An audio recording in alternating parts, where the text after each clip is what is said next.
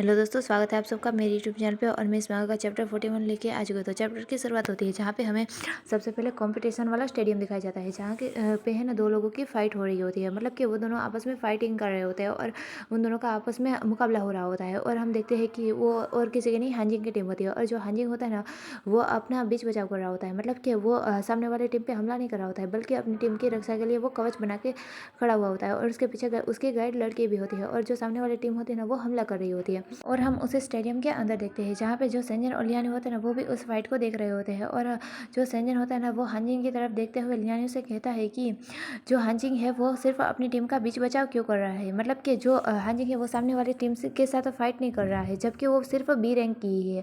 और जो हांजिंग है उसके वो तो ए रैंक का सेंट्रल है, इसलिए अगर वो सामने वाली टीम पे हमला करता है तो वो तो बड़ी ही आसानी से हार जाएगी।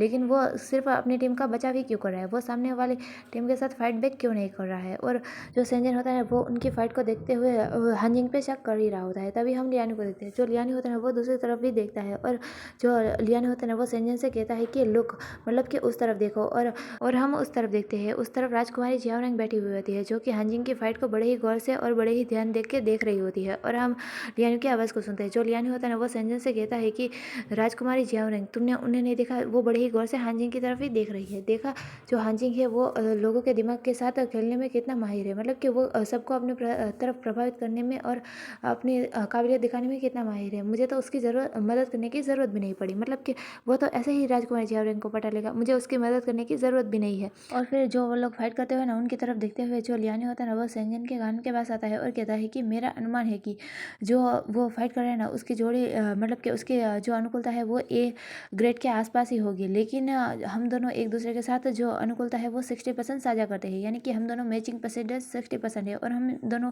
एक दूसरे के साथ 60% अनुकूलता साझा करते हैं। लेकिन दुख की बात तो ये है कि हम तब तक अपनी आधार रेखा को पार नहीं कर पाएंगे। और उसकी तरफ देखो, टावर और वाइट टावर दोनों में ही उसके साथ 60% अनुकूलता साझा करने वाले बहुत ही लोग हैं, और वो दूर दूर तक फैले हुए हैं। और इसका ये मतलब है कि उसे हराना एक एस रैंक जोड़ी के लिए भी नामुमकिन जैसा ही है। मतलब कि उनके लिए भी बहुत ही ज़्यादा मुश्किल है, और उनसे सब लोग डरते भी है। और ऐसा कहते हुए जो लियानी होता है ना, वो उनकी तरफ देख रहा होता है और कहता है कि हम पहले ही राउंड में इतने शक्तिशाली प्रतिद्वंदी से फाइट करने जा रहे हैं। मतलब कि उनके साथ मैच करने जा रहे हैं। ये कोई सहयोग की बात तो हो ही नहीं सकती। मतलब कि ये इतना आसान नहीं है कि जो हम पहले ही राउंड में इतने शक्तिशाली फाइटर हमारे सामने खड़े हो। और ये कोई आसान बात नहीं है, ये जरूर यहाँ पे कुछ गड़बड़ है। मुझे लगता है कि जो विद्यार्थी इस परिषद है ना, उन्होंने मैचों के साथ जरूर कोई धांधली की है। मतलब कि जो फाइट होने वाली है, मैच होने वाले हैं, उनके साथ जरूर कोई छेड़छाड़ की हो। और ऐसा कहते हुए जो लियानी और संजय होते हैं वो उनकी तरफ भी देख रहे होते हैं। और हमें यहाँ पे 3 लोग दिखाए जाते हैं। जो सबसे पहले होता है वो है स्टूडेंट काउंसलर, और इसका नाम होता है जो किंग चांग। और दूसरी होती है विद्यार्थी परिषद, यानी कि स्टूडेंट काउंसलिंग, और इसका नाम होता है डेन लिन यू। हाँ, डेन लिन यू। और हम तीसरे को देखते हैं जो भी होता है स्टूडेंट काउंसलर, और इसका नाम क्यू ऐसा कुछ होता है, क्यू यू। और ये तीनों है ना, ये स्टूडेंट काउंसलर और वो लोग होते हैं जो कि निगरानी रख रहे होते हैं उस मैचों पे। और ये लोग मैचों पे ध्यान रख रहे होते हैं। और जो जैसे कि लियानी ने कहा कि स्टूडेंट काउंसलर ने ज़रूर कुछ धांधली की होगी, तो शायद ये वो लोग हो सकते हैं। तो ऐसे ही हम उन तीनों लोगों को देखते हैं जो कि ऊपर से खड़े होकर उन सभी मैचों को देख रहे होते हैं। और तब हम सेंजन को देखते हैं। जो सेंजन होता है ना, वो लियानी की तरफ देख रहा होता है। और जो लियानी होता है ना, उसका थोड़ा सा चेहरा उतरा हुआ तो होता है, लेकिन उसने अपना कॉन्फिडेंस बिल्कुल गायब नहीं किया हुआ होता है। और वो कहता है कि फिर भी हमारे पास एक दूसरे को जो टैग किया है वो काम में ज़रूर आएगा। अगर कुछ और काम नहीं आता है तो हमने जो टैग किया है वो हमारे काम ज़रूर आएगा, और इसके साथ शायद हम जीत सकते हैं, और हम ज़रूर जीतेंगे। ऐसा कहते हुए जो लियानी होता है ना, वो सेंजन को बड़े ही उत्साह से कहता है कि हाँ, हम ज़रूर जीतेंगे। और तब हम फिर मैच के अंदर देखते हैं। जो प्लेग्राउंड होता है ना, उसके अंदर सेंजन और लियानी आ चुके होते हैं, और उनके सामने वाली टीम भी जो होती है ना, जिनके साथ उनका मैच होने वाला है, वो भी उस प्लेग्राउंड में आ चुके होते हैं। और वो दोनों टीमें आमने सामने होती है। तभी ऊपर से जो होस्ट होता है ना, वो अनाउंस करता है कि सभी प्रतिद्वंदी तैयार है, मतलब कि सभी प्रतियोगी तैयार है, तो चलिए अब मैच को शुरू करें। मतलब कि चलो मैच को स्टार्ट करो। और फिर हम देखते हैं कि जो उनका और सामने वाली टीम का, मतलब कि लियानी की और सामने वाली टीम का मैच स्टार्ट हो जाता है। और वो दोनों टीमें आपस में फाइट करने लगती है। और जो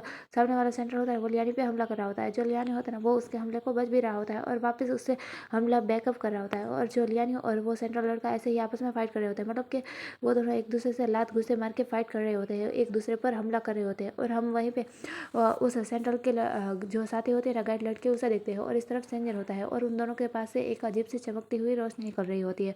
और उन दोनों ने एक सुरक्षा कवच यानी कि एक घेरा जैसा कुछ बनाया हुआ होता है ताकि वो अपने सेंट्रल को पावर दे सके। और वो ऐसे ही कवच बना के अपनी रक्षा कर रहे होते हैं और अपने सेंट्रल को पावर दे रहे होते हैं।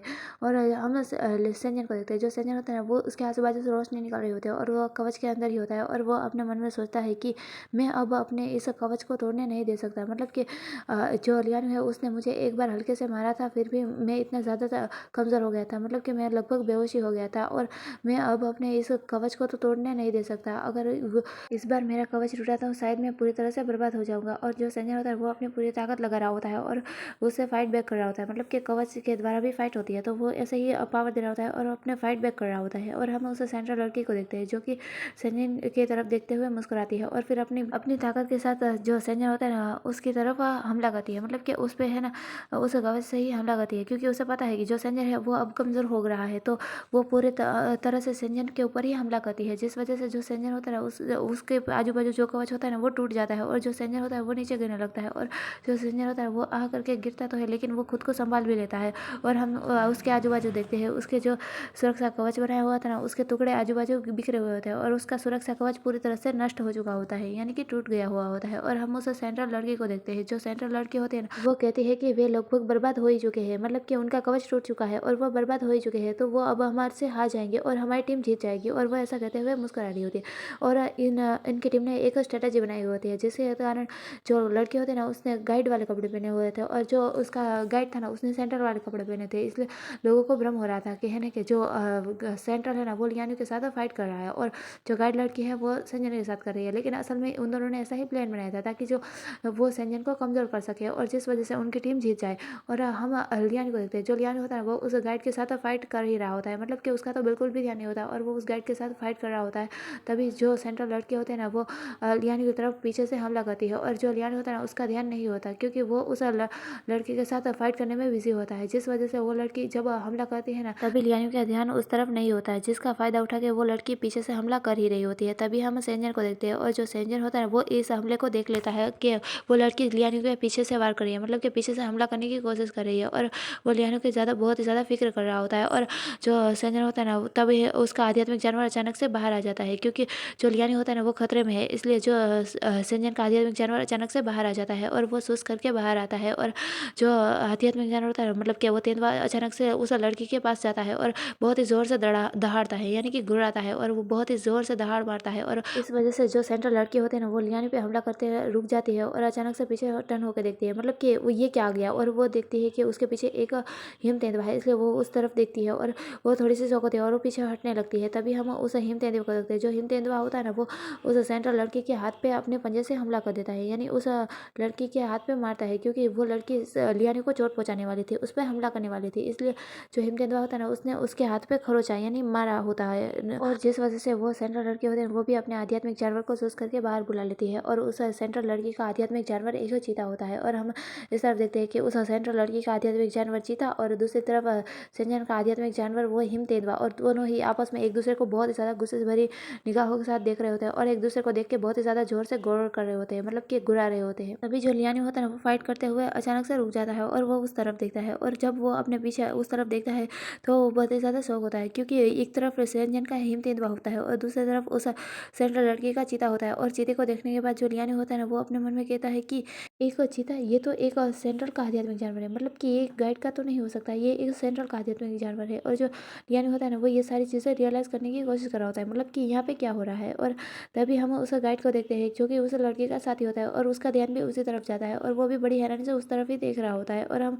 लियानो को देखते हैं, जो लियानो होता है वो ये सब कुछ रियलाइज़ कर लेने के बाद, मतलब कि वो जिसके साथ फाइट कर रहा था वो तो गाइड था और जो संजन फाइट कर रहा है वो एक सेंट्रल है, मतलब कि संजन के साथ क्या हुआ होगा और वो खतरे में होंगे, मतलब कि उनके साथ वो तो बहुत ही ज़्यादा कमज़ोर भी पड़ गए होंगे। और लियानो को ये रियलाइज़ होते ही जो लियानो होता है ना वो उस गाइड को जिसके साथ वो फाइट कर रहा होता है उसे एक भारी भरकम मुक्के के साथ हमला करता है, जिस वजह से वो गाइड होता है ना वो दूर फेंका जाता है। और जो लियानो होता है ना वो उस गाइड को मारने के बाद जल्दी से संजन के पास जाता है और भागते हुए संजन के पास जाता है और संजन का हाथ को पकड़ता है और संजन की फिक्र करते हुए संजन से कहता है कि संजन क्या आप ठीक है, मतलब कि क्या तुम ठीक हो। और वो ऐसा कह रहा होता है। तभी हम उस सेंट्रल लड़की और उस गाइड को देखते हैं और वो सेंट्रल लड़की भी अपने गाइड को संभाल रही होती है और हम लियानी की तरफ देखते हैं। जो लियानी होता है ना वो सेंजन का हाथ पकड़े हुए सेंजन की बहुत ही ज़्यादा फिक्र कर रहा होता है और सेंजन से कहता है कि आपकी सारी आध्यात्मिक ऊर्जा खर्च हो गई, मतलब कि आपने जब उससे फाइट किया तो आपकी सारी आध्यात्मिक ऊर्जा खर्च हो गई और जिस वजह से आपके पास थोड़ी की आध्यात्मिक ऊर्जा नहीं बची थी और आपको पता ही नहीं चला। लेकिन जब आप मुसीबत में थे तो आपका आध्यात्मिक जानवर अचानक से अपेयर हो गया, मतलब कि वो अचानक से ही आपकी रक्षा के लिए सामने आ गया। मैंने सही कहा ना? तब जो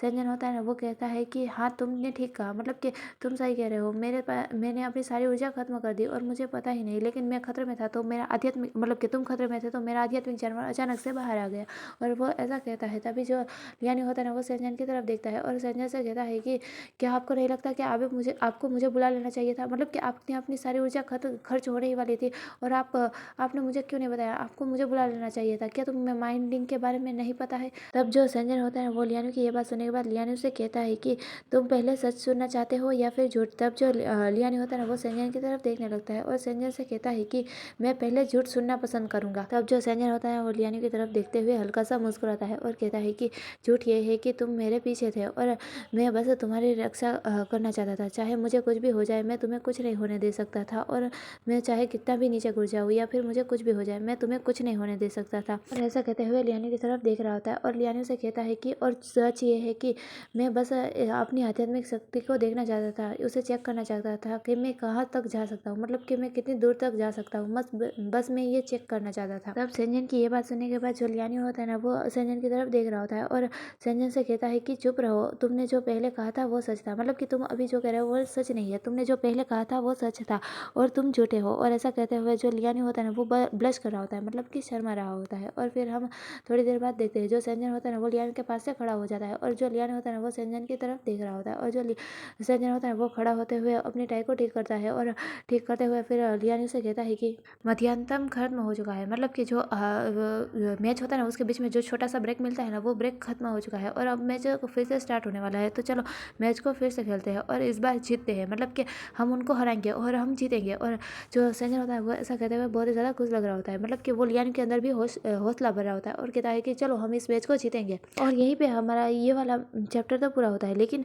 इस चैप्टर को पूरा होने से पहले और नए मैच को शुरू होने से पहले उनके बीच हमें एक छोटा सा फ्लैशबैक दिखाया जाता है जो कि होता है सेंजन और लियानी का, जो कि बहुत ही ज़्यादा क्यूट लग रहे होते हैं। और जो सेंजन और लियानी वहीं पे खड़े हुए होते हैं और जो लियानी होता है उसने सेंजन का हाथ पकड़ा हुआ होता है और वो ब्लश भी कर रहा होता है और वो बहुत ही ज़्यादा खुश भी हो रहा था और वो खुशी होते हुए कहता है कि नहीं नहीं सेंजन, आपकी एक किस से काम नहीं चलेगा, मतलब कि यहाँ पे रैंक आना बहुत ही मुश्किल है और अगर हमने रैंक पा ली तो क्या आप मुझे एक किस नहीं बल्कि बहुत सारी किसेस करेंगे, मतलब कि आपको मुझे ढेर सारी किसेस देनी होगी और उनमें से एक मेरे होठों पे भी देनी होगी। और वो जो लियानी होता है ना वो ऐसा कह रहा होता है। तभी हम सेंजन को देखते हैं। जो सेंजन होता है वो लियानी से कहता है कि अगर तुम वाकई में ऐसा चाहते हो, मतलब कि तुम सचमुच में ऐसा चाहते हो और हमने कोई एक रैंक हासिल कर ली तो मैं तुम्हें तब तक चूमता रहूँगा, मतलब कि तुम तक किस करता रहूँगा जब तक कि तुम्हारे सारे बाल ना झड़ जाए और तुम गंजे ना हो जाओ, मतलब कि तुम टकले ना हो जाओ, तब तक मैं तुम्हें चूमता रहूँगा। तब सेंजन की ये बात सुनने के बाद जो लियानी होता है वो तो बहुत ही ज़्यादा खुश भी हो जाता है और अपनी इमेजिनेशन में भी चला जाता है जहाँ पे जो सेंजन है वो उसे किस कर रहा है, मतलब कि चूम ही रहा है। और जो लियानी होता है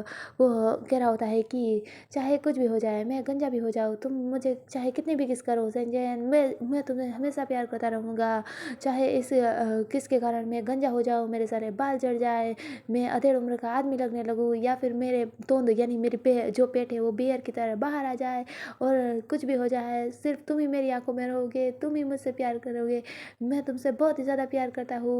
और ऐसा करते हुए जो लियानी की इमेजिनेशन दिखाई जाती है। तो यहीं पे हमारा ये छोटी सी इमेजिनेशन भी पूरी होती है और हमारा ये वाला चैप्टर भी पूरा होता है। तो आपको कैसा लगा ये वाला चैप्टर मुझे ज़रूर बताइएगा। और अगर आप लोगों को ये वाली वीडियो पसंद आई है तो प्लीज़ इसे लाइक कर दीजिएगा, मेरे चैनल को सब्सक्राइब कर दीजिएगा और फिर मिलेंगे नेक्स्ट चैप्टर में। तब तक के लिए गुड बाय।